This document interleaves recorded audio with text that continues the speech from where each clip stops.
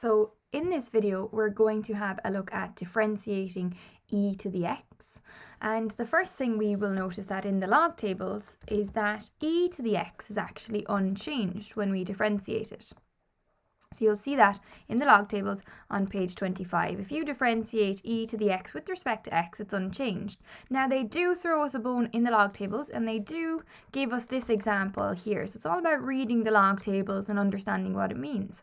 So they say y is equal to a to the x, and they tell us in the log tables that that will go to e to the ax. Now what's going on here? Well, they have multiplied down by the first derivative of a to the x. Okay, so they're giving you a huge hint in the log tables as to what you need to do when it's not just e to the x. So a to the x becomes ae to the ax, meaning you multiply by the differential or the first derivative of what was in the power. Now, let's look at something a little bit stickier. So let's take a look.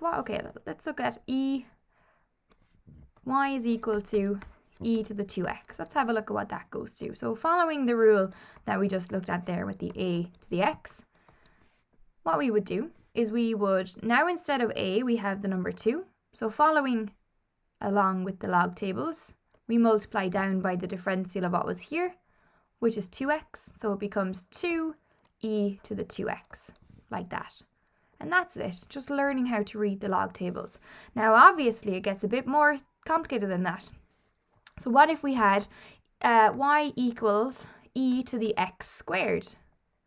Well, again, if you know how to read the log tables, it tells us to multiply down, not just by the number in front of the x. That's not what it means. What it means is that you're multiplying down by the differential of what your e is to the power of. And if I'm to get the first derivative of x squared, that is going to be 2x. So where is that coming from? That is the first derivative of our 2x, of our x squared. So that's going to be multiplied then by e to the x squared. And that's your answer there. Another one that comes up quite frequently and that has come up in the past in the mocks is something like this. Y is equal to e to the cos of x. Right. So again, reading the log tables and understanding what it means, we will know that we must multiply down by the first derivative of what we have our e to the power of. And if we do that, we're going to have cos x goes to minus sine x. Multiply that then by e to the cos x.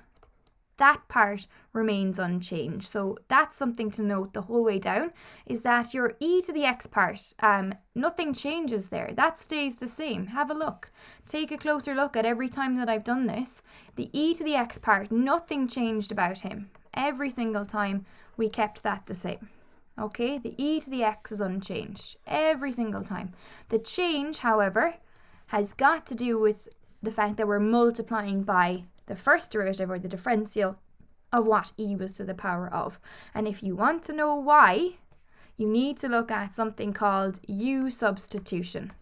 And there's going to be videos on that you can have a look at. So u substitution will explain exactly why that occurs. Now, if you're not comfortable with u substitution, learn how to read the log tables and learn how to apply them. So your final answer here, you could write it as minus e to the cos x sine x, like that. That's your final answer.